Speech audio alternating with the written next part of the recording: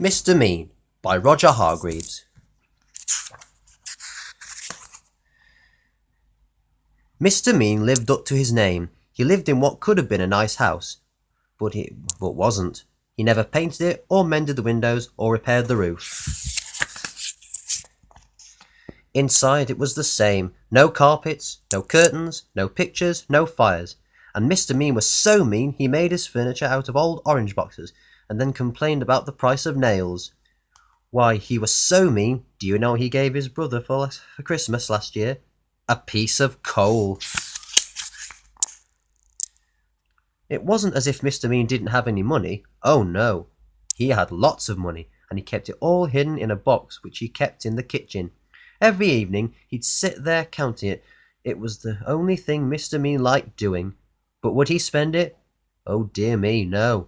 Not old Meany. Not if he could help it. One day, Mr. Mean was sitting in his gloomy kitchen having a gloomy meal. He only ever had one meal a day, and that day he was having a cup of water and a piece of bread which was 3 weeks old. Ugh. Suddenly, he was interrupted by a knock at the door. Drat, he said because he didn't like people. Drat and bother.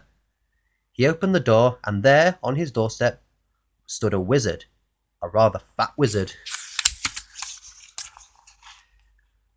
"Hello," said the wizard. "I wonder if, by any chance, as it's such a warm day, you could possibly, if it's not too much trouble, be so kind as to, if it's not inconvenient, perhaps, as I'm very thirsty, provide me with, do you think, a glass, if it's not too much to ask, of water, please?" He was a very wordy wizard. No, replied Mr. Mean rudely, and shut the door in his face. I went back into his kitchen to finish his migraine meal. But there, standing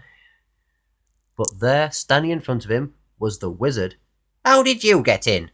Gasped Mr. Mean. "Well," replied the wizard, "it was by, how shall I put it? I just, well, waved the old, what's his name, magic wand, don't you know? And, well, here I am, if you know what I mean."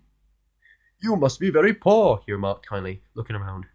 Oh, yes, I am, lied Mr. Mean. "Then perhaps I can help you," said the wizard, pulling up a box to sit down on. The box didn't move, so the wizard pulled it harder, and this time it did move. In fact, it tipped up and spilled all Mr. Mean's money all over the floor. "Well, well, well," exclaimed the wizard, eyeing the money rolling all over the kitchen floor. "Well, well, well, well, well. It would appear to me," he continued, "that you, sir, are an old meanie." Mr. Mean didn't hear him. He was too busy scrabbling all over the floor trying to pick up his money. "And meanies," added the wizard, "need to be taught a lesson." So saying, he waved his magic wand. All the money turned into potatoes. Potatoes! Poor Mr. Mean. Oh dear me, he wailed. Please turn my money back into money. Oh, please, please, please, he begged. "Perhaps," replied the wizard. "But on the other hand, taking all things into account, by and large, things being what they are, on the face of it, perhaps not. However," continued the wordy wizard, "if you make me a solemn promise never to be mean again, then I will turn your money back into money. But," he added sternly, "if you are ever mean again, then it's, how can I put it, then it's potatoes for you, my lad, if not other vegetables as well."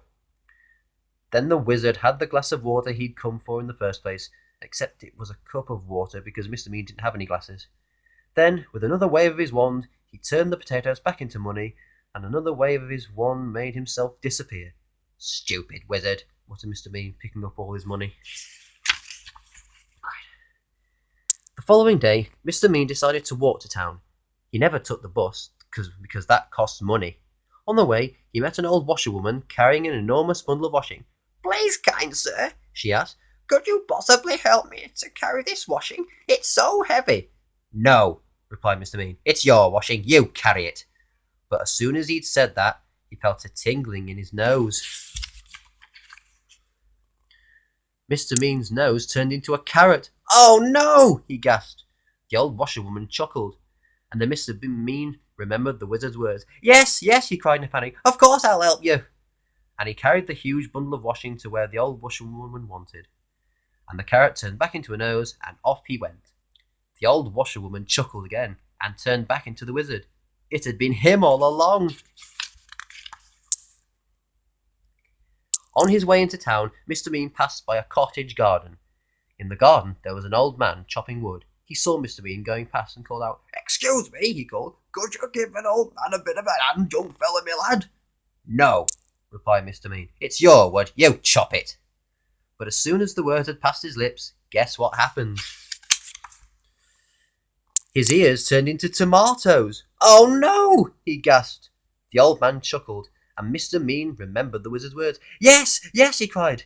"Of course I'll give you a hand." And he chopped and chopped until all the wood was cut, and the tomatoes turned back into ears, and off he went. The old man chuckled again and turned back into the wizard.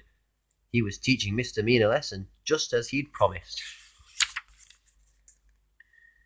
Eventually, Mr. Mean arrived in the town. There was a little boy crying because his ball had got stuck on top of a wall. "Please, sir," cried the boy. "Please, sir, could you reach my ball down for me?" "No," retorted Mr. Mean. "It's your ball, you—" Then he stopped. There was a funny tingling feeling in his feet. "Yes, yes," he said hurriedly. "Of course I will." And he reached up and passed the ball to the boy and went on his way, looking anxiously at his feet. The little boy stopped crying and turned into the wizard. I think, he said to himself, I think that Mr. Mean, by and large, is beginning, if I'm not very much mistaken, not to be quite so mean, and I think, although I could be wrong, although I never am, that he has, thank goodness, learned his lesson.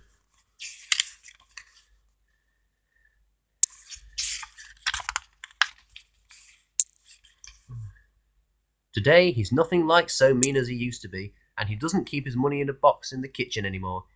He spent it all on having his house mended and painted and made spick and span, and he's turned into quite a generous sort of fellow. Goodness, he's so generous. Do you know what he gave his brother last Christmas? 2 pieces of coal. And that's the end.